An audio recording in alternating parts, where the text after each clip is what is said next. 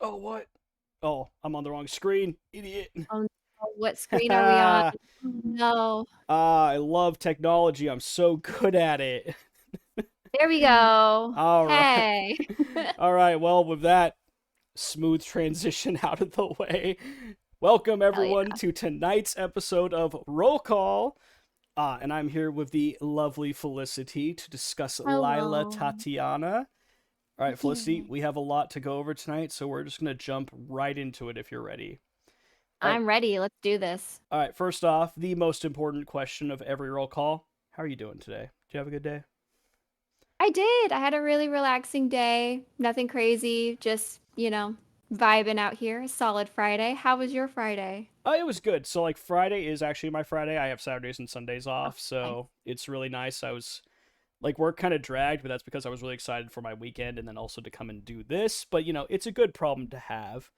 So Yeah. I will take that. And it was also just a good day in general. So no problems Good. there.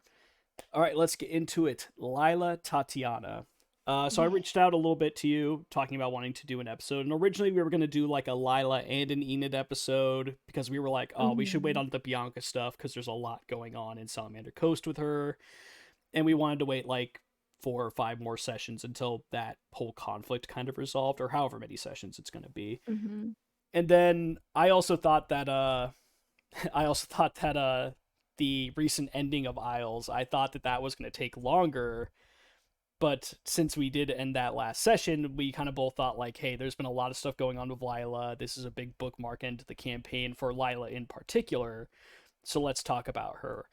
So just opening up, just now that you've had almost a week to kind of process it, what all did you think of last Saturday's session and uh the big event with Cassius Finch? Yeah. I mean, I thought, as we all know, it went like best case scenario in general. Um, and I had done a lot of like mental pre-planning and not like solid plans, like just a lot of like ideas of like if this happens, I can do this, or if that happens, I can do that. So it honestly it went very well, and I feel like I was able, or Lilah specifically with the Cassius stuff, was able to say what she needed to say and it was successful and that felt really good. But it wasn't easy kind of thing. Like we had the whole struggle of like I was definitely like prepared for like Lilah to be in a position to potentially die basically. Like I was like, okay, I got to mentally prepare. I can't ask so much of everyone else and not expect that could happen. I just really didn't want anyone else to die because of my character's choices. So I think that was a big focus. And yeah, in general, I'm really happy with how it turned out. Oh, there's Yeah, Dino. thanks, Dino. Way to go. Appreciate that. But in general, it feels really good. I feel like we're going to be like, it feels like it'll be like really rewarding, hopefully, too. I know Joe, I don't think was prepared for Cassius to come back with us. Um, it seemed like he's trying to figure that out right now, which is very funny. But I feel like we're going to learn so much. So not just getting back Emerald, one of the strongest people against the Dark One, we now can like learn a lot more, hopefully, about the Dark One and the 13 in general, and see what the benefit of having Cassius will be. So that's kind of how I feel about it. Is like no one ended up dying for a long time. Um, Yeah. we all made it back, definitely with trauma, but honestly, I feel like it's a big win. So that's how I'm feeling. I mean, What about you? I think it will certainly be interesting just cuz bare minimum like the Dark One is still a very mysterious entity to all of us. And while we know generally what their plans and like kind of what their strategies are for taking out the material plane and the other planes, we really don't know like the specifics of the entity and like what all they're planning on doing. And if we're going to learn that from anyone, it makes sense that it would be one of the Forsaken, one of Hmm. the 13 most trusted generals, agents, acolytes, whatever you want to call them. To where, like, yeah, I don't know what Finch knows, but I mean, he's got to know something.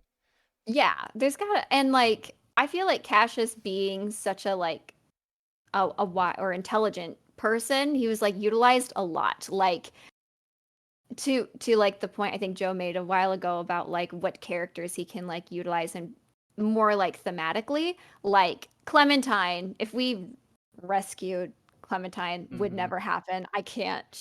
I made her evil from the beginning, so Yes. no.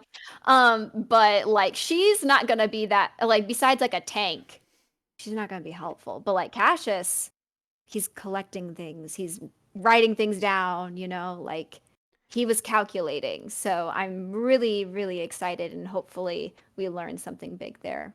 Yeah, he's certainly a well, all the 13 are schemers. Cassius would definitely be like the schemer amongst them. At least that's the vibe I've gotten so far. I mean, yeah, I he was mean, the Malice architect. too, I So guess, but yeah, but she's like rogue a little bit. So Yeah, I feel like Malice is probably like the biggest schemer, but I feel like for the dark one, it would be Cassius, which again, I hmm could be very wrong. That's just my opinion on that. same. All right. So I have some.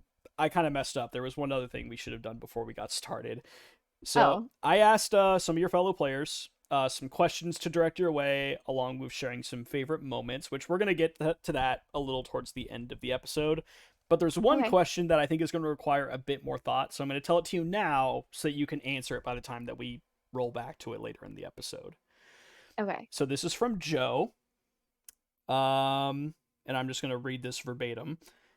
Felicity was incredibly close to assembling an infinity gauntlet of Joe D&D campaigns.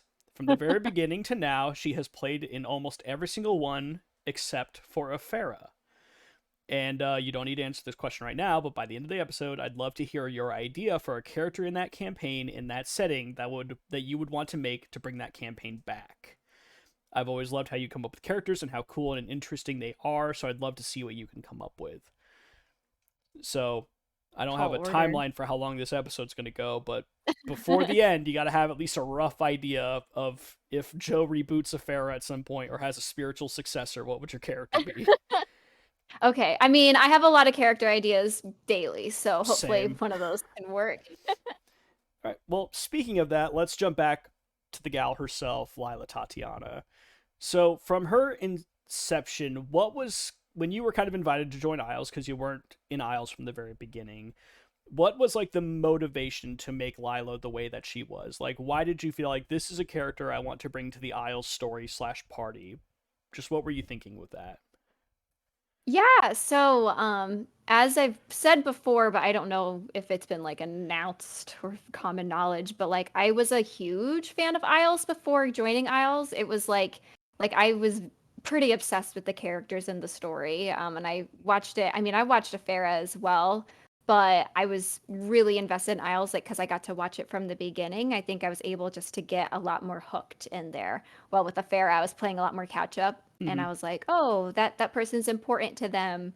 I should feel that way too, right?" Like that kind of thing. So, I get that. um, yeah, and I really loved the whole like basically bad guys have to take care of this child and also be good guys somehow like thing that was going on like with Eurydice. Oh my gosh, I'm gonna say Grok. It was Grog. It wait.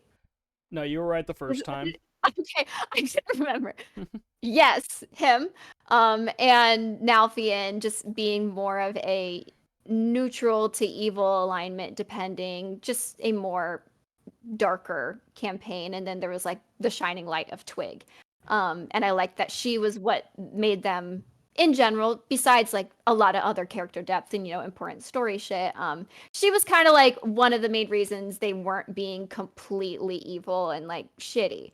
And because I also just love campaigns. I did think about like, oh man, I really want to play in this campaign.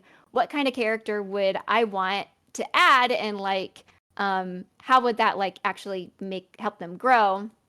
And I was kind of thinking about a mentor for Twig, someone that she could like look up to, someone that maybe had similar beliefs to her.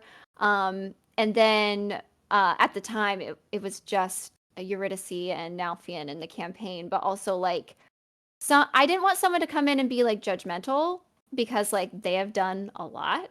So maybe I don't know what the word was, but like that's where the chaotic good kind of comes in, where it's like there's some nuance there, but she is good. So Mm-hmm. like she's like open to, and this all loops back to Cassius, but like helping, saving, everyone's worthy of redemption kind of thing. Like, not to look at it what they've done as like who they are. It's a part of them, but you know, not their whole character. And so, and then I just got really obsessed and made a whole Pinterest board and literally got a name and everything. And I was like, I want her to be smart and I want it to be like really girly and so cute. And then when the time came around and Joe was like, this campaign actually needs another person. Are you free? And I ended up being free. I had all this prep already that I had thought of. And I was like, I think this character would fit really well in this campaign. What do you think? Um, so I think that answered your question. Basically, like, I already was doing work before it was necessary. Not fair enough. Was the so obviously she was a student at Hearthcrest. Was having a Harry Potter inspired background your idea, or was that Joe's idea? That was Joe's. I mean, he knew that I really loved Harry Potter because we tried to write a book before and I wouldn't stop talking about Harry Potter and he wouldn't stop talking about Lord of the Rings. We were like, let's make Harry Lord of the Rings. Um, Hmm. um, it, HAIRY or it didn't take. okay. Um, Got it. but Don't think about it. Got it. Okay. don't think about it. And he, I think at the time was rewatching Harry Potter or something and basically was very inspired by that. So it was kind of like a happy timing, not really accident, but like it just kind of worked out. And I was like, I'm really in Harry Potter. Make Hearthcrest Hogwarts. I love it. So that's kind of how that happened. And the whole Elwoods and like not cleric of because she was gonna be a life cleric, but then we went knowledge, and I was really obsessed with astrology. It was we had a whole conversation about it. So I don't think that actually answered your question, but yeah. It 100% did. Absolutely. Okay, cool. I mean, the creative process very rarely has a straight answer to it. I mean, Yeah. sometimes it does, but not always. When there's not a straight answer, I'm not surprised. I mean, super not important. What house would she be? She's a Ravenclaw. Okay, Easy. I kind of figured. I mean, there's always that whole Easy. thing of like, but she's also super brave, so is she Gryffindor? And I'm like, but Hufflepuff's I brave too. I mean, mean, it's yeah. not a clear standardized thing. So I was just I curious think what you it's thought. I think it's kind of like astrology. It's like where their core values lie, less on characteristics. And like Mm, her core value is in probably knowledge rather than being brave. So fair enough. What was the motivation to make her an Eladrin? that was Joe's idea. I didn't know what an Eladrin was. Oh, And I don't exactly remember what the purpose of the connection was because we had like a main one and it had to do with Twig and I think like Elowin and connecting those like basically helping that bridge. And I know there was Blossom as well, so I think it was like trying to create more connections with characters that already were there that maybe weren't utilized with other party members. So having that connection to nature and then that expand into the nature of the cosmos, I think is really cool. Because I think originally, I don't remember what race I was thinking. I kind of liked the whole Fae thing, but I think she was just going to be an elf or a wood elf. And then Joe wanted to expand upon that, and he suggested Eladrin, and I thought that was really cool. So right on. So you mentioned that you were a big fan of Isles beforehand. So two-parter question. Pre Lilah joining the campaign, what was kind of your favorite story arc from Isles? And then now, since you've joined up till present day, what's your favorite post Lilah joining story arc? okay, um, pre Lilah, I I don't know if this is like a arc as a whole, but Nalfian's journey and story and everything with Echo, like original Echo, um, everything that led up to that crazy battle and like the battle itself was nuts. And like I loved his back and forth with himself. And I still love that to now as well, but like that was just so unique to me and such an interesting and I really loved his battle. Like they all had like battles with some kind of demon and it was really cool that like Nalfian's was just himself and like having to basically like your mirror saying all your insecurities to yourself and having to overcome that. And I feel like that was just very real. that a lot of people deal with that's not, an actual Echo antagonizing you. So I guess Nalthian's arc, it was my favorite, and I was very invested in. I would literally sit there and think about how the hell these characters were going to be okay. Like I thought about that with Eurydice and Day too, because Day was so antagonistic. And I cared so much. I don't know if anyone really realizes, but like I would literally think about Isles really as much as I thought about Salamander Coast. So just so everyone knows. It's a Um, huge compliment to pay. and then Post, I mean, oh man, there's so many. I a biased but real one would be like the Astral Sea. I've really enjoyed that and like exploring a place that isn't the material plane or material. Yeah, material plane is the correct word. Yep. Um, but I also liked the whole siege in. Oh my gosh, I'm forgetting all the names. Wheat Hill, Yeah. and everything leading up to that. Um, so those are probably two, for different reasons. I guess like because like I think the Astral Sea one is just so recent. Like the recency bias may be a little too strong, but I have really enjoyed that, and like I really enjoyed that. Even though obviously like Lilah has this huge connection to the Astral Sea, I felt like there were huge moments for every character that happened in the Astral Sea still.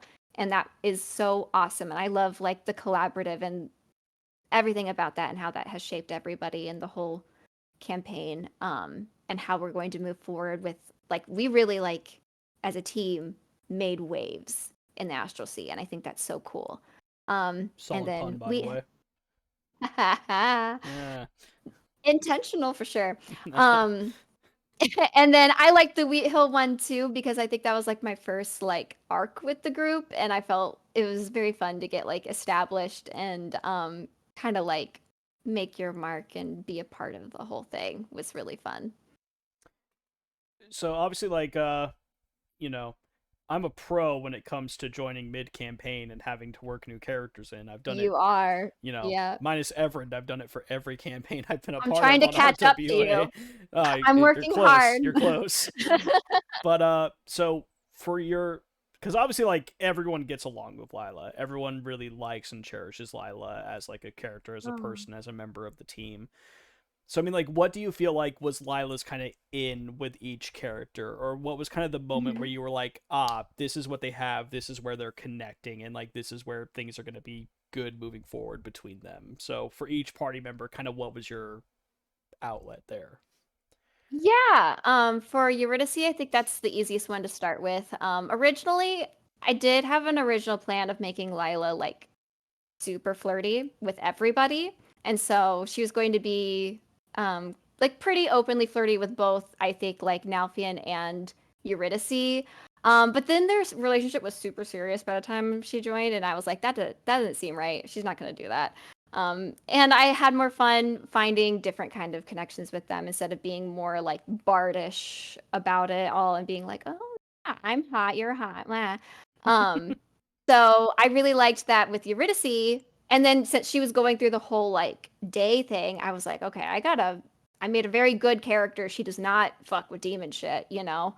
Like, how is she going to look at this? The whole like anyone can, um, you know, it's not who they are, it's not their character, finding the good in each person. And so I liked that they got a really good friendship. Like, it really felt to me like it was like having a girl best friend, like specifically, where you can like talk about your crushes or be like, oh my god, this is happening to me. It felt very like just like I don't want to say high school, but very much like a high school girl friendship that you just like get really quick with this person. You like find one thing in common and that is your core, and then suddenly you're best friends. That's how Eurydice felt for Lilah, and I really love that. And I can't wait to expand on that more, because I know there has been different waves in their relationship, and I think that's part of both of them maturing because they're around the same age, and like even though they're both like adults, they're young adults, and I'm curious to see how their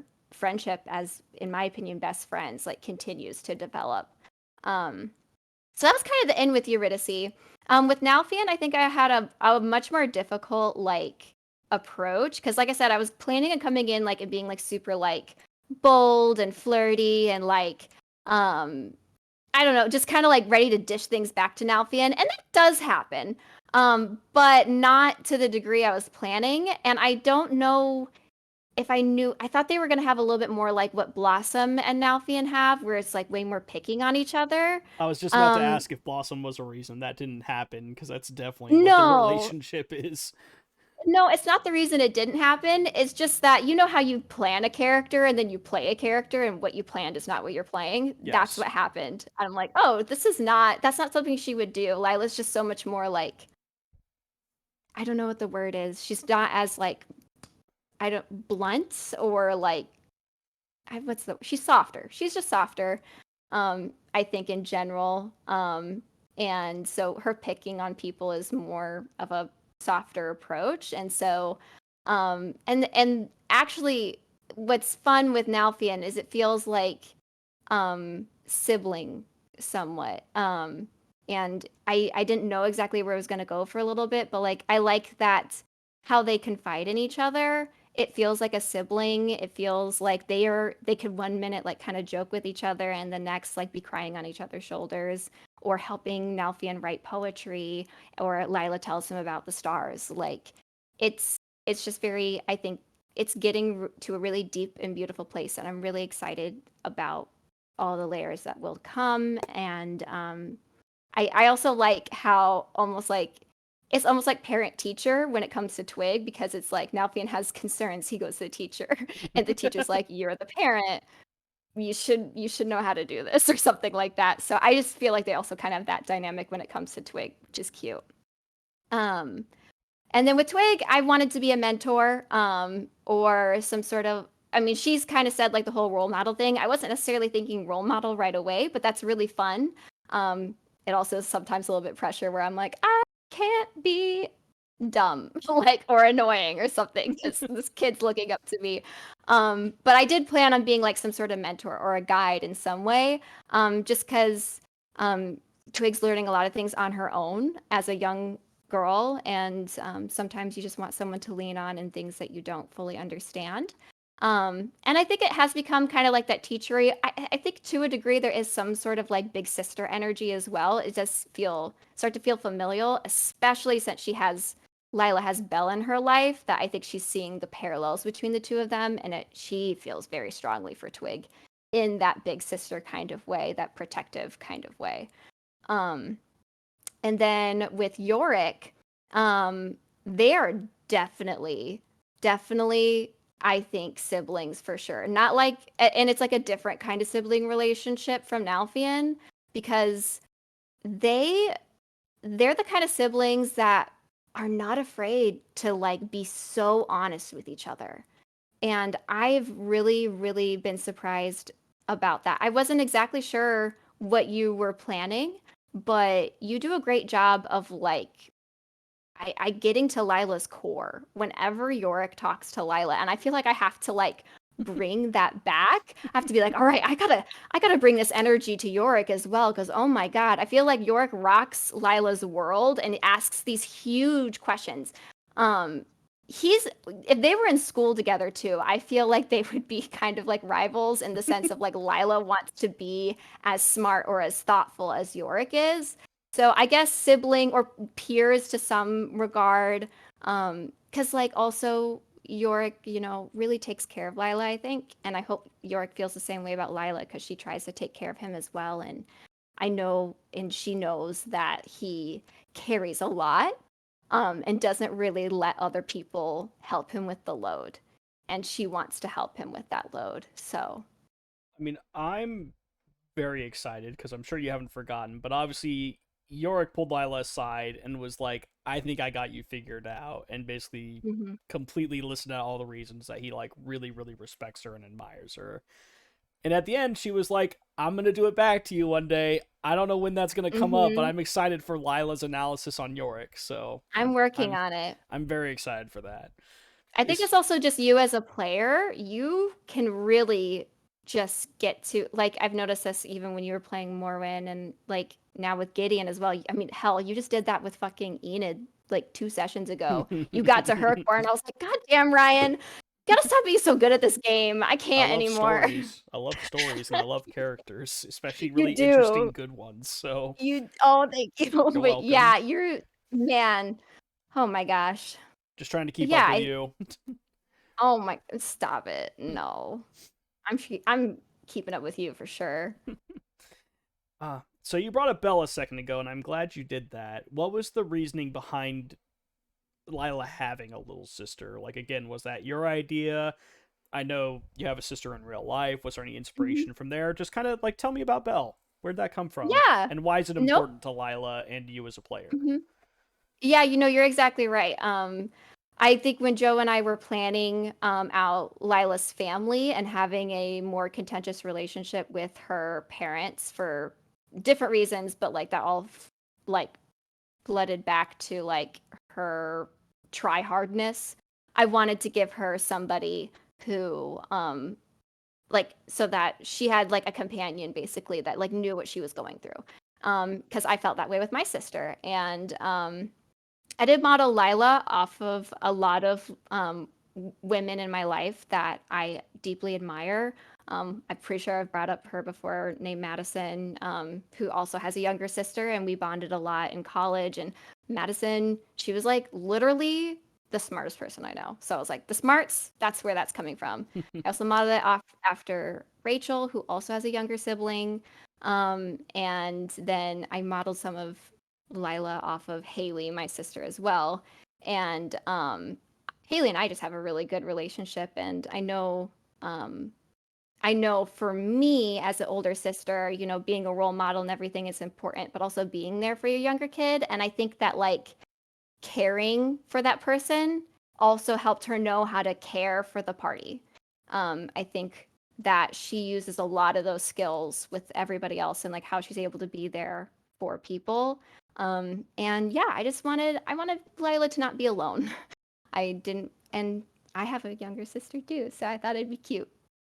Well, I mean, I think it just also like again, I don't know if this was planned, but I feel like it just always goes back to like the root of who Lilah is as a character because I love the fact that like wanting to save Finch easily could have just been like a player decision over a character decision of like like what if we help this guy and just like all of a sudden randomly believing like but someone could be good and like sometimes you read stories or you're watching movies where it's like where is this coming from, this person just mowed down a bunch of other people, like why are they suddenly so self-righteous all of a sudden? But with Lilah it doesn't feel that way because I feel like while she can be a little bit like sassy and can be like funny with people, I feel like the moment that she sees that someone is hurting, her instinct to want to help, to provide love, and to provide support comes out because Lilah knows what it's like to be alone, or at least to feel alone. Because, I mean, like, I'll never forget because I really wasn't expecting it, but the fact that, like, when we went back to Hearthcrest, Colette, a character from Lilah's Point Five, who Lilah did not like at all, when when Yorick brought up like, yo, there might be some like House Markle people in Hearthcrest, Lilah was like, it's Colette, that bitch. you know? Yeah. Like clearly there was some hard feelings there, but then we went back to Hearthcrest. Colette got beaten by Belle, was very frustrated, was very upset, and I think those negative feelings that Lilah originally had for her, she quickly realized they weren't important. Like whatever like my grudge or like my beef with this person is, they're still a person and they're struggling, and I don't want to add on to that. Like maybe I can't make her feel better, but the least I can do is make sure that she doesn't feel worse because I'm around. And so when she kind of went to Colette, like it really surprised me, but like the more I thought about it, I was like, no, that's just what Lilah would do. And it just made more sense the more that I kept journeying with Lilah and seeing who she was. Just that's just the journey of the character, I feel. So I don't really have a point with that. It's just something that I thought about because I really didn't expect Colette to be like a reflection of Lilah's like core values, and I think that she actually was like the perfect person to do that because she was set up in the point five as like a rival, or again Mhm. someone Lilah didn't like, but even then she was like, but she doesn't deserve this, but like she should be happier, like this isn't how she should be feeling. And I thought that it was just Mhm. brilliantly done. Oh, thank you. I will say, I actually, because I think in the Stars and Wishes, I said I want a reason to fight Colette. And then I realized that's a Felicity want. Because when I started thinking, I'm like, oh, she's probably, because I genuinely was like, she's probably set up to be part of House Markle, or she's like a plant of some kind or something. Because that's kind of what happened to Draco, in Harry Potter. So that's why I was like, okay, that's Sure. likely what will happen. And so I started thinking about if Lilah recognizes that, how would she feel? And I'm like, I think she'd feel really sad that a peer of hers who she put down felt pushed to evil. And I'm like, how would Lilah like that? I think it's fun that for her it was like, this is school, it doesn't matter. And now once things start to matter, she's like changed her output or outlook on situations. So I think, but so yeah, that wasn't actually a split second decision. I'd been thinking about that for a little bit, and I was like, I don't think she would kick Colette's ass, even though I want to. She would be fucking good. God damn it. Well, and again, I think it makes total sense for everything that we've seen from Lilah as a person. I think it was just true. I think it was just it made sense for her character. As much fun as it would have been to do the other thing, I think this was more true to her character. Thank you. Yeah, I think so too. Huh. All right, so as I mentioned, I have some questions and also some best of Lilah moments from the opinions of your peers. So we're going to go over a Oh, few of those because there's quite a few. So there was okay. Joe's Farrow question, but we're going to come to that later. Unless you have an answer, but we can come back to that one still. I mean, I think I have an answer, but we Oh, can also please. wait. No, please. I Okay. want to hear this. Plus, I'm worried I'll Okay. forget to come back to it if we don't do it now. Okay, then we'll do it now. Yeah, I think my answer, Joe, and if this is a ploy to get me invested and join another campaign, I cannot. I swear to God. Yeah, Joe, that's Um, messed up. You shouldn't do that. um, but if a Pharaoh was going on still, and I assume we wouldn't be able to have Varnas, we'd have Alec, probably Cyrus, maybe Morganix, and Torin, right? Because we can't have Oyvind either. So it'd be maybe that group. Um, I think what would be really cool is if or since the so with the whole crack in the sky, right, in the astral sea, um, I think especially to like meet the caliber of like the Afera team who are just heroes, badasses. I think it'd be really cool to have somebody from either a different plane of existence, or from the astral sea, where trouble is like happening, or even somebody from the astral sea from Evrand's time, running from the danger and seeking out the wardens because shit's real, and like they're like maybe a warrior from wherever, and they're like, I've heard about you, here's the knowledge that I have, my land is destroyed now, things are really bad, what are we going to do, what have you been doing, we got to solve this, I want to help you solve this. It would be cool to be an alien, but I'm already doing so much astral sea stuff that I was like, maybe then like it could be like, maybe someone from the plane of fire or something, like a Genasi or whatever. I kind of want to be a funky race, like something that, I mean, Genazis aren't that funky, but like, okay, basically, I would love to be Ephraim. Okay, that's what I'm asking Just for. whatever Ephron's race is. Whatever, I don't even remember what his race is. I think it'd be fun because it's like if we have the creator and we have Ephraim, we gotta have some funky person from the dead time in Afera too. Why can't I be that person from the dead time? And so I think that'd be cool, and I think it would be. Um, I got a message from Joe. He asked me if I'm free on Fridays. Um, once once Ryan's free on Fridays, I'll be free on Fridays. So I also thought, We're filming this right I now had an on a idea. Friday. Well, yeah, it was a little late.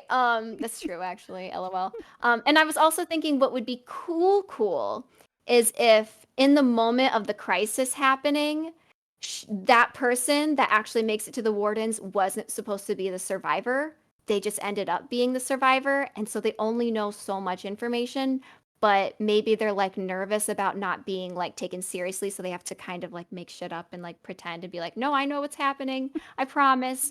Kind of like they were like one of the warriors, but they weren't actually the top warrior. They were like the tiers below, and while the main warrior's trying to make it out, they like lost like their legs or something. It was like, you have to take this item to the wardens of Afera, find them on the material plane. And my character's like, yep, let's do that. Like, I think that'd be fun. What's an Afera? So yeah, what's that? Who's Afera? Is she nice? So I mean, that's my idea. I know we're just having fun with this, but immediately that's someone who would very much resonate with Alec. Because, I mean, Alec is someone who the entirety of the campaign has been fighting to prevent the loss of her homeland, and who would understand that more than this hypothetical character you just created? So, I was also thinking being a paladin of some form, because I felt hey, like that would fit in nice. Um, and I was also thinking might riz up Alec. Who knows? But hey, there we go. we'll never get to find out. So Maybe. We may never find out. Maybe. Who knows? never gonna happen. Maybe never. You heard it here. Maybe never. It never. Maybe never. Anyways, moving on. We won't come back to this now. Different question. We put a lot of ourselves into our characters, but then sometimes our characters are vastly different from who we are. So where do you and Lilah share similarities, and where are you different? Yeah. I so kind of like I said, I was modeling Lilah after women I know in my life. And aspects of them that I did find different from me. Like with Madison, who's a college friend of mine, I remember when I first met her, I thought she was just the most beautiful, like literally what, the stereotypical like what people think of Lilah, where it's like, she's so smart, she's so pretty, she's so good at everything. How does that happen? And then I got to know her as a person, and she was just real. And we would like cry together about dumb shit. And we'd talk about astrology, and we would be like silly and everything. And I had put Madison on this pedestal just of like, that's the person I want to be. So I think that's definitely a huge inspiration for me was Madison, and even just like how she communicates to other people, how she cares for others. She definitely has like a motherly tendency, in my opinion, too. Um, and with my sister, I feel like Haley's definitely has a more nurturing side to her. As I've gotten older, I've gotten more nurturing and like squishy and sad and everything. Not sad, but like I cry more frequently or more emotional. That's more the word, not sad. Well, like Haley's always been way more in tune with that aspect of her. And that's something I had to kind of grow into. I used to just be pretty stone cold, and I don't know what the word I'm looking for is, but like that was a huge difference between me and my sister. And that's something I had admired about her, is being able to be so in tune, not just with her emotions, but other people's emotions. Cause I also would be like, they were sad. I didn't know. Like, why were they sad? There's no reason. The sky is still bright out, no rain. So, um, but to be more specific about Lilah, I think the things that Lilah and I are similar is I can definitely be pretty girly. My room is all pink. I do like pink. I'm very into astrology. That's a huge piece of Lilah for me. And I think Lilah and I love very similarly. Where once we have that connection with people, it's really hard to break. Once it is broken, I think it's like, boom, we're done. Um, just kind of like a light switch a little bit there. But for the differences, Lilah's way smarter than me. She, like I said, is way more in tune with other people's emotions, including her own. Another similarity is being clearly not fine, but saying she's fine. That's something Lilah and I have in common. I'm sure people have noticed, and I'm sorry. But we also had similar parent issues in the sense of like, please like love me and respect me, working on that. Um and differences, more differences. I mean, she's an Eladrin. She got straight A's, not me. We're so different in that way. I was pretty dumb. I'm dyslexic too. Same. She's probably not. You're not dumb, I'm Yeah, sure. yeah. Well, if you are, I am. But yeah, I mean, I don't know what else, I guess. I feel like we have a lot more in common probably than even I realized, but yeah. No, right on. I appreciate that. All right. This question I think is pretty interesting. Okay. What do you think would have happened slash how Lilah would have reacted if she couldn't get through to Finch and his chance for redemption was not realized? I had a plan for this. I had a speech for this. Do you want to recite it real quick? No, it, Okay, it fair enough. speeches and notes. Oh, okay, fair enough. Yeah. I had a whole thing about like I was like Lilah telling Finch like I was your mercy, you've lost it. There's no longer any mercy basically. Basically saying everything that he could have had, um what he could have gotten back from, or like any ounce of like redeeming his who he once was. Um and I had planned on using a combination. I also was like maybe saving the what's that called? Divine intervention. Intervention. Yep. Yeah. For maybe inflicting harm on Finch in some way. But basically I had the spell harm prepared.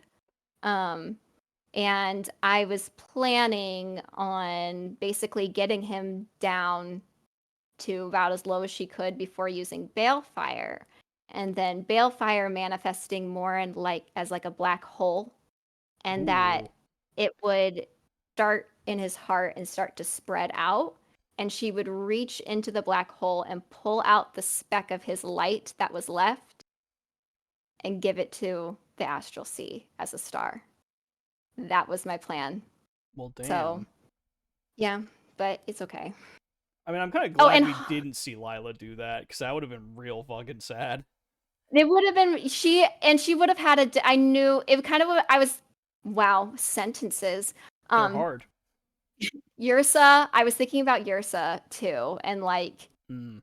she definitely inspired me of like how if this goes wrong, what will Lilah go through? And I do think like there would be something similar to what Yrsa went through, maybe not as extreme. Because I know for Yrsa it was like her whole worldview shattered. While like with Lilah, it would be less of her worldview shattering. If Finch had killed somebody, oh my god, I think Lilah would have been more destroyed than anything. But like Finch just himself not coming to the light, she still would have been okay. It would have been rough, but yeah, I think I would have tried to take some inspiration from Yrsa there and figure out how that would give her a growth, like a long term effect, but ultimately for growth. So I that was kind of my plan. I mean, obviously it will be interesting no matter what, but like I always kind of wondered how it would affect York and Lilah's relationship if like Finch did kind of have to get put down, since that was like not really a contentious point between them, but obviously it was a little tense just given, what they kind of both wanted, cuz like they both understood each other's point, but they wanted different things. And Yeah. so, yeah, like I don't think it's not like they would have become like hostile towards one another, but I think it would have been interesting to see like, well, like how do we move past this? What's next here? And I think that's still an interesting question because Mm-hmm. obviously now Yorick has to figure out like, well, now what do we do with this guy? Cuz I mean, Oh, I the know. whole party kind of has to figure that out cuz obviously like we're not showing him the door and just being like, well, don't do bad things again. Like, Right. Oh, yeah. No, that can't happen. And I think for Lilah with Yorick and them having like different outlooks on that, I think for her, it's still like at the end of the day, no matter what, she's choosing this party over Finch or anyone. Like, and even if they have differing views, like if he had chosen like to, or if he wasn't redeemed or whatever, I don't think Lilah would hold any animosity towards Yorick still, because at the end of the day, she doesn't think Yorick's wrong. Like it's such a gray space. Like Yorick was ultimately probably more right than Lilah. Just because he did get redeemed doesn't mean that wasn't necessarily the best choice. The best choice probably still would have been to, get rid of him, because that would be safer. We could have done that, the whole thing, a lot easier than how it went down. So, I think it will be interesting moving forward because I think for Yorick, the question is like, because I know we're using the term redeemed kind of lightly, because I think Yorick is like, redemption starts now. Like, we did you a favor getting out of there. Now you have to give something back. Like, you choosing not to yeah. kill us, you don't get points for that. like, Yeah, no, for real. For real. like, Yeah, the work starts now. yeah, because I mean, like, spoiler alert, but like, Yorick is definitely going to have a conversation with Cassius, and like, he wants to know pretty much everything that Cassius knows about the Dark One, because it's basically like, hey, we did you a solid. It's time to pay up, because otherwise, why are you here? hmm Like, we need to get something out of this rather than you're just not stuck there anymore. So I hmm think it'll be interesting to see how that plays out. So I agree. we shall see. All right, I got another question here. All right. All right, two actually. No, three. I lied. But anyways, Oh, um, what would Lilah be doing if she just hadn't joined the party? And that is such a good let's assume question. she's not dead in that cage. Like, let's assume she got out of there Yeah. somehow. Yeah. Well, if she didn't meet the party, she probably wouldn't have gone and with Cassius in the first place. I don't even know if she would have, because like her whole thing was like, discovery and research and trying to like find out more about these constellations and everything. Um, and figure out why the heck even the school had this information. Why was that even there? So assuming that she didn't even go down that route, um, I mean, honestly, it was very purposeful that she did for her growth. I think is very important that she did, seek this out. Um, because I think the path that she was on before was very much one that I think I kind of have alluded to, was very much she didn't know what she wanted. Like she kind of had a rough idea, but she had been engaged. She was trying to connect with the Feywild, and even though she was interested in the astral sea and constellations and everything, she was told her whole life, like, the Feywild's where you're going to find, your true connection. That's what your great grandfather did. Like, you should be seeking that out, not this. Like, that's fine, fun, whatever. But it was like, this is your purpose, is to be basically, I think it was a planeswalker or something. Basically, the bridge between like the material plane and the Feywild, and keep that connection alive. Or not alive, but like keep it growing. Mm-hmm. Um, and so she was just on track to do what she'd been told to do. It was like you get good grades, you graduate, you be a good Tatiana, and you live the life that you're supposed to. And then maybe, Belle would take up and follow in the whole trade and everything, with her mother. And maybe then Lilah, becomes a teacher at the school. She probably would have married whoever her fiance was at the time, and just, I don't know if she would have been happy, but she would have just probably, if she didn't have anything to pull her out of the path she was on. I mean, she clearly is up for seeking it out. Maybe she would have found something else. Maybe she would have been a pirate in the astral sea, but I wasn't planning on that. So, I think there's possibility where she could have just stayed on track with everything, but I do think maybe one day something would have broke where she's like, this isn't what I want. I don't feel like myself, and she would have sought out something, but I don't know what it would have been. You brought up like the findings and like the school, and that actually reminded me of something. Is Lilah going to talk to Finch about Selena Farron and like what exactly happened? Because I kind of A great forgot thing that like to be about. she was like a second or third in command in House Markle. So I mean, like Finch Well, knows. she was who was that person we killed at the castle? That was Sarah Yes, Lena. yeah. I can't remember what her alias was because she was like a I don't noble in remember. Hearthcrest, but that's who she really Mhm. was Farron. So I mean, yeah, that's a good idea. I don't I know. didn't think about it. The thought just occurred to me. I was like, oh yeah, like that happened. It feels like forever ago, but wasn't that Yeah, long I ago know. realistically. It really wasn't. No, that's actually a good idea. I mean, honestly, I should probably just sit down and try and like think about everything we should talk to Finch about because there's so much we can. Like, it's wild. Yeah, no, I mean the amount of questions we could ask him are huge. So Hmm. oh, it'll be interesting to see what we learn. I wonder if Joe's gonna try and get rid of him somehow so he can't answer our questions. I mean I can tell you my theory about that. I don't think I'm right, Yeah. but I think it's interesting. I can't remember if I told you this. I know I talked to like Kayla about it, I think. I think Parido's going to be sent to hunt him down Oh because no. Oh Parido no. was with Lilah in the Mausoleum of Souls and he like smelled Finch on Lilah and he was like, "Tell me where he is. Tell me where he is." Like he was kind of aggressive about it. And I mean, I don't really know what the Dark One's connection to the 13 are exactly in terms of just like how it works. Does he know where they are at all times? Like, can he take away the powers he's given to him? I have no idea how that stuff works.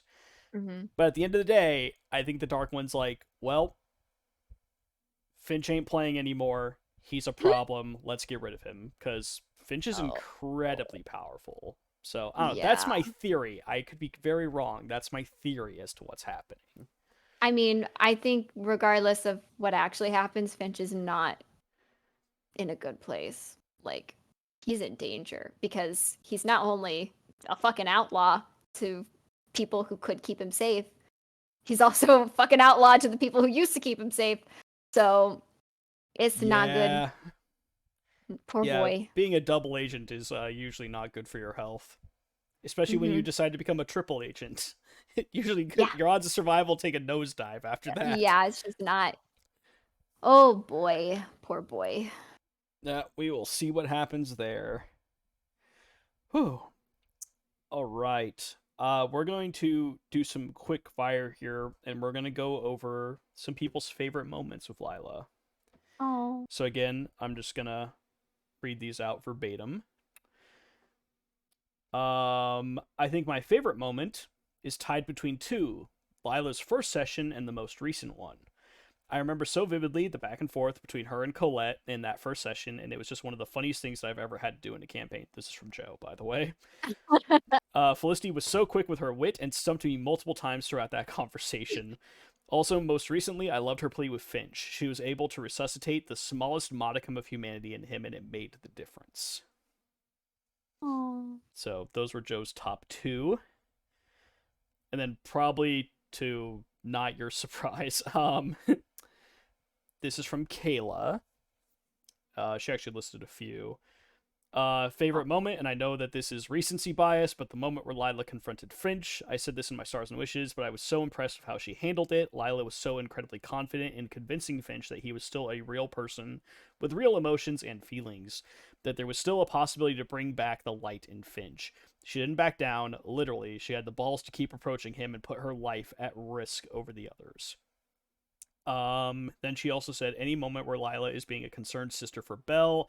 I love that shit. Like when she took her out to lunch to try and reconnect. That was a great time in the campaign. That was very cute.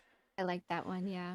Also, Lilah helping Nalf with his poetry. I love the connection they have. Nalf's never had a healthy sister like relationship aside from Blossom, so it's nice to have that kind of support. I love those. And then we got Gemma. And then with almost the same phrasing, man, maybe it is recency bias, but goddamn that conversation with Finch.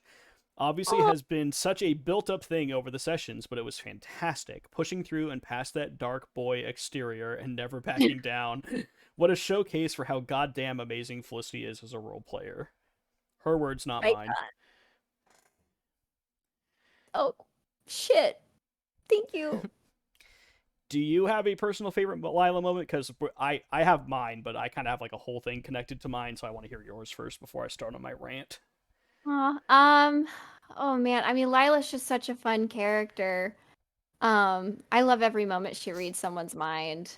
That, oh, I mean, and like her being just girly pop also. I mean, I know these are not specific things, but those are my favorite things to play. I guess it's just, yeah, it's she's such a just a really fun character, and I'm so glad that I get to play her because I wanted to for so long. I think some of my favorite moments. This isn't the one that I'm going to go on a whole rant about, but I always love when Delilah's just kind of very nonchalant about something. Like I remember when Yorick and her first met, she almost died. She gets brought back with like 8 HP or something. Oh yeah, oh yeah. And she's like, I'm gonna go check out all these runes and figure out how to open the door. And Yorick's like, you're like bleeding really badly. And you just went, yeah. Like, it was just so like, yeah, I know. She's got to do her research. Look, nothing's gonna stop And he her. was just like, do you like want to sit down or something? Like, No, seems have kind you of seen crazy. these runes? We haven't read them yet. It's like, right, but they're not going anywhere. Your blood is, though. Neither is the rock that I could sit on. So, And then, like, or just her randomly, like, having a very serious conversation with Ephron, and then mid conversation just taking off her shoes and just being like, I'm gonna dip my feet in the astral sea. It's like, it just, like, comes out of nowhere, but I love it. It's just oh, like, that was fun. she pursued. Oh, You did get the worms, though, but yeah, it was fun.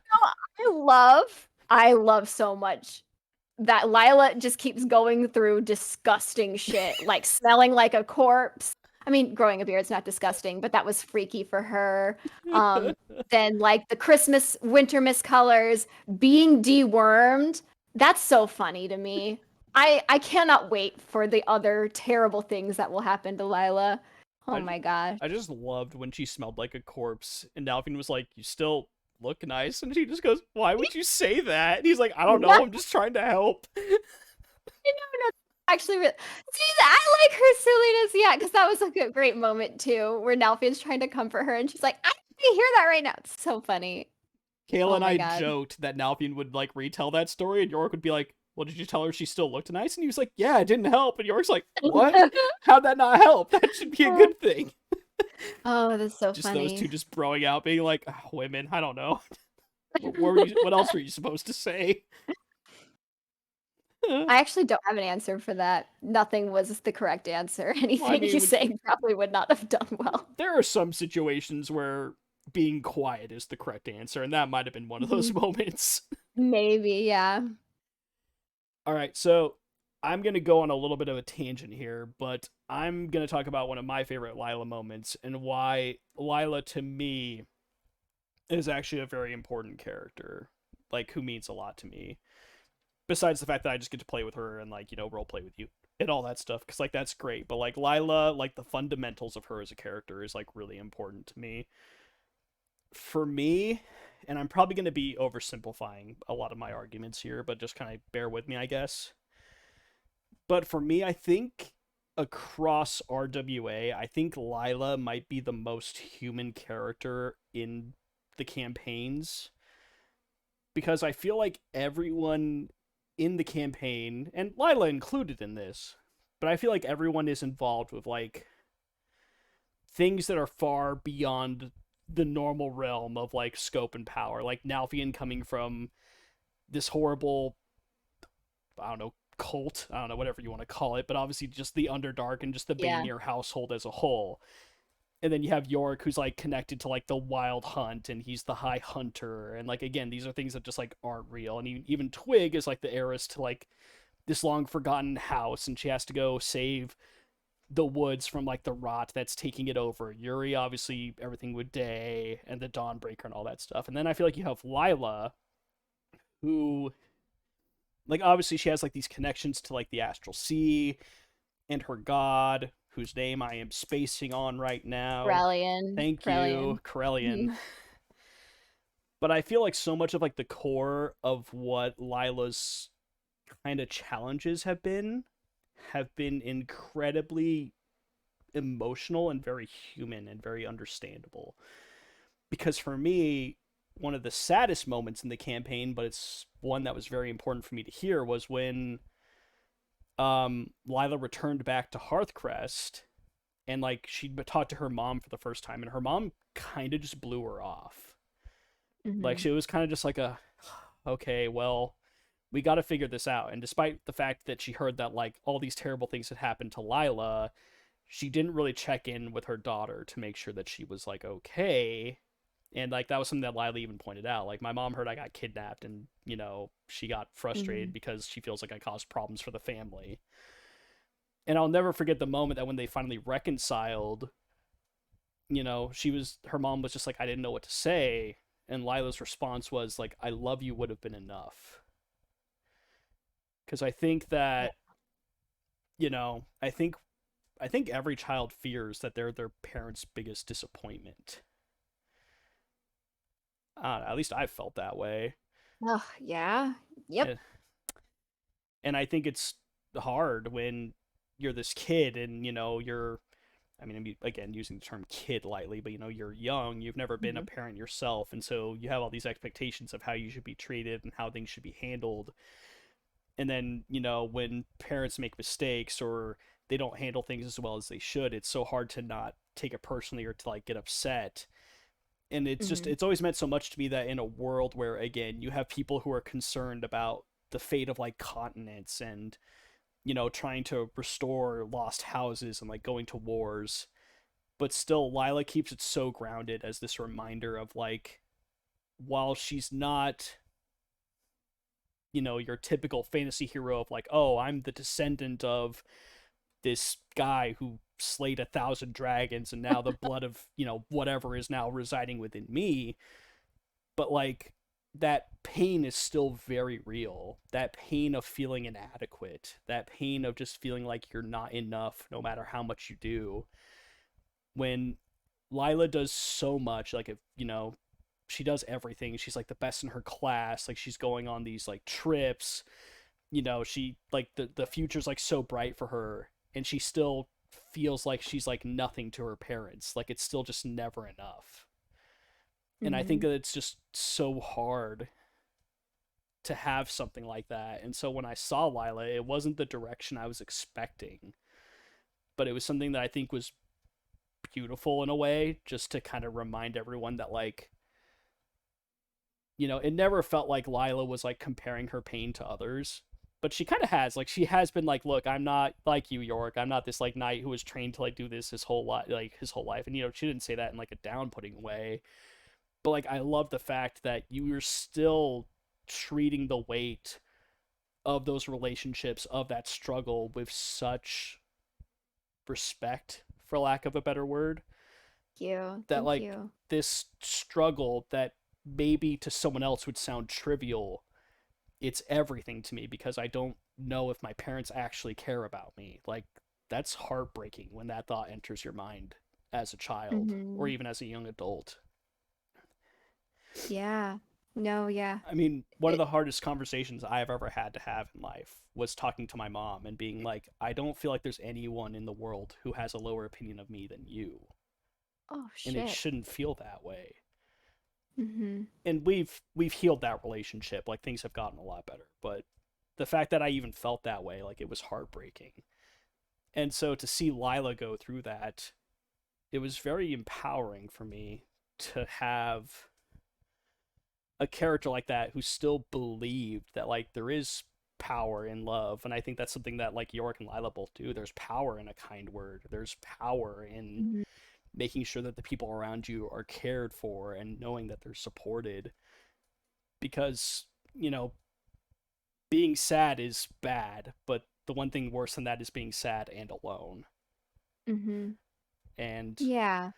that's kind of why I was talking about Colette, because I think Lilah in that moment was like, what if no one's there for her right now? I want to at least be there for her right now. And I Yeah. think that it's such power in a character that you've given Lilah. And I think it's one of the reasons why she's so beloved in like the party and in the channel as a whole, is because I think out of everyone, I think she might be the most human character. you. Okay, I might cry. It's fine. Oh, um, that was really sweet. Thank you. True, but you know, again, it's like I said in the Salamander Coast retrospective. Sometimes playing pretend's the most real thing you can do. You know. Oh, yeah. I mean, like I said, some of my, similarities to Lilah is the parent relationship. And like, I mean, I remember Joe and I messaging about it and we were like, wow, this hits home. What the fuck? Um, and um, I do remember also around the same time that whole parent relationship or Lilah stuff with her parents was coming up was around the same time that Bianca's mom died in SC. Um, I do Whoops. remember that load felt like a lot, and it did. It all felt really real for me for a while because like you said, sometimes make believe sometimes just feels like the real thing, and like, no, I didn't lose my parents. I wasn't having those conversations with my parents, but it's like that fucking you attach all these emotions to that little character that lives inside your head, and it's so real to you. So That yeah, that character bleed's a dangerous, dangerous thing. it's rough, man. Whew. Anyways, sorry to get a bit heavy there, but I did want the All good. praise to be Thank you. known. Just at the very least, I think Lila's a phenomenal character. It's why we have a whole episode dedicated to her. Thank you. Thank you. I really appreciate it. um, so we're kind of coming towards the end of things here. We're gonna be wrapping up here in a little bit. So I have a question. Just any sort of sneak peek for some stuff coming up for Lila, whether it's the immediate kind of Saturday or just kind of something that you think might be a focus for her now that the Astral Sea and rescuing Finch is done, kind of what's coming to the forefront of Lila's mind. Um, so obviously focusing on Finch and solving that problem. I've had some ideas, but nothing that's super, man, I really need to figure that out because that's tomorrow, isn't it? It's tomorrow. You have less than Whoa, 24 oh my hours, so God. Yeah, so I need to figure that out. That'll be a tomorrow morning problem. But that's I future me problems. That guy sucks. exactly. I have some ideas where it's not really like Lila central necessarily, but I'm really excited for being like the Twig mentor kind of thing and seeing how Lila can help Twig through this next arc. Um, I also do know that there's stuff planned for her and Zevran. So we'll Oh, see. Yeah, just a few stuff. And I'm really excited about that. But otherwise, I really think like helping with the Green Lady stuff with uh I think literally support. She's a support. She's Mercy. She's the Mercy of the campaign. Like she wants to help, Nalfian with the poetry and everything. And I know we have like a little something planned for someone's birthday. So I'm really excited about that stuff. And I know like Eurydice is going through a lot. There's Yorick going through a lot, and then we got like Twig, you know. Um, we got a lot for Twig coming up.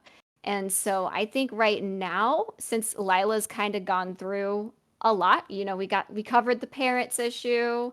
Hell, we've even kind of covered some of the sisters issue, and we covered the Cassius issue. I think Lila's ready to just lift people up. Like I think that's really what we're gonna see from her is a lot of like being there for the people around her who helped her get through some of the hardest parts of her life, for sure. Like, she is so grateful for the party. They have been so wonderful and kind to her, and she's going to give back, that's for sure. we really need to get Ephron a new ship because that's kind of our fault that he lost the Valkyrie, which is like the last thing that that guy had for himself, you know? Yeah, I feel so terrible for Ephron, and Felicity Yeah. loves Ephron. I think everyone knows I talk about him probably too much, but I freaking adore Ephron, and I want him all the happiness in the world. He's the Alton of The Alton.